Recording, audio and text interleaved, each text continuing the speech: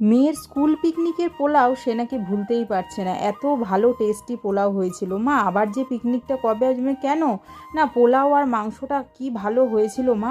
আচ্ছা ঠিক আছে, তাহলে আমিই বাড়িতে করে দিচ্ছি, তুই খেয়ে দেখ। মা তুমি তো সেটা চোখেই দেখোনি, তুমি তো ছিলে না, তুমি বানাতে পারবে? আচ্ছা ঠিক আছে, চেষ্টা করেই দেখি না। তো দেখো আমি পোলাওটা কিভাবে বানিয়েছিলাম। প্রথমে কিছুটা বাসমতি চাল নিয়ে 1 থেকে 1.5 ঘন্টার জন্য ভিজিয়ে রেখে দিয়েছিলাম।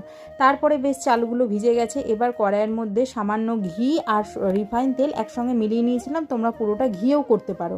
দিয়ে তার মধ্যে গোটা গরম মশলা ফোড়ন দিয়ে দিয়েছিলাম, দিয়ে কিছুটা ভাজা ভাজা হলে গরম মশলাটা, তারপরে চালটা দিয়ে দিয়েছিলাম, দিয়ে তার মধ্যে আদা বাটা, লবণ, হলুদ দিয়ে দিয়েছি। দিয়ে দেখো আমার কাজু আর কিশমিশটা আগেই ভেজে রাখা উচিত ছিল, আমি যেহেতু ভুলে গেছিলাম, চালের সঙ্গে একসঙ্গে আমি কাজু কিশমিশটা দিয়ে ভেজে নিয়েছিলাম।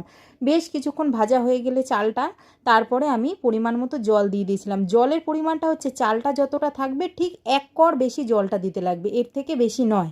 আমি ওইভাবেই পরিমাণ মতো দিয়েছি। দিয়ে দেখো যখনই এরকম ফুটতে শুরু করবে অল্প অল্প, তার আগে কিন্তু ঢাকবো না। ফুটতে শুরু করলে তখন পরিমাণ মতো মিষ্টি দিয়ে দেবো। যে কেউ যদি একটু বেশি মিষ্টি খায় সেরকম দেবে, আর কেউ যদি কম মিষ্টি খায় সেরকম দেবে। দিয়ে মোটামুটি 5 মিনিটের জন্য ঢেকে দিয়েছিলাম। বেশিক্ষণ ঢাকতে লাগবে না, কারণ এমনিই বাসমতি চাল, তার মধ্যে আবার ভেজানো ছিল, সেই জন্য 5 মিনিটের জন্য ঢেকে দিয়েছিলাম। দেখো কি সুন্দর ঝরঝরে হয়ে গেছে।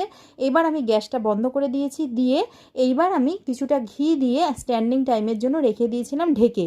যেহেতু বেশ ঠান্ডা ঠান্ডা হয়ে গেলে তখন দেখবে চালটা আরও ঝরঝরে হয়ে যাবে, পোলাওয়ের টেস্টটা আরও বাড়বে, সেই জন্য আমি ঢাকা দিয়ে কিছুক্ষণ রেখে দিয়েছিলাম। এবার দেখো আমি খাওয়ার সময় আস্তে আস্তে সব সার্ভিং করে নিলাম। এইবার দেখো পোলাওটা যখন বাড়ছি তখনই বোঝা যাচ্ছে পোলাওটা যত সুন্দর গন্ধ বেরিয়েছিল আর যতটা ঝরঝরে হয়েছিল, খুব টেস্টও হয়েছিল। তো যার জন্য করা তার তো ভীষণ ভালো লেগেছে। মেয়ে বলছে মা পোলাওটা স্কুল পিকনিকের থেকেও বেশি ভালো হয়েছে। আমি বললাম যাক, যার জন্য করা তার যদি ভালো লাগে এর থেকে ভালো আর কিছু হতে পারে না, তাই না? যাই হোক, আমরা চিকেন কষা দিয়ে সার্ভ করেছিলাম, আর শাশুড়ি মা যেহেতু চিকেন খায় না তার জন্য মালাই পনির ছিল। তো কেমন লাগলো ভিডিওটা অবশ্যই জানিও। দেখা হচ্ছে পরের ভিডিওতে।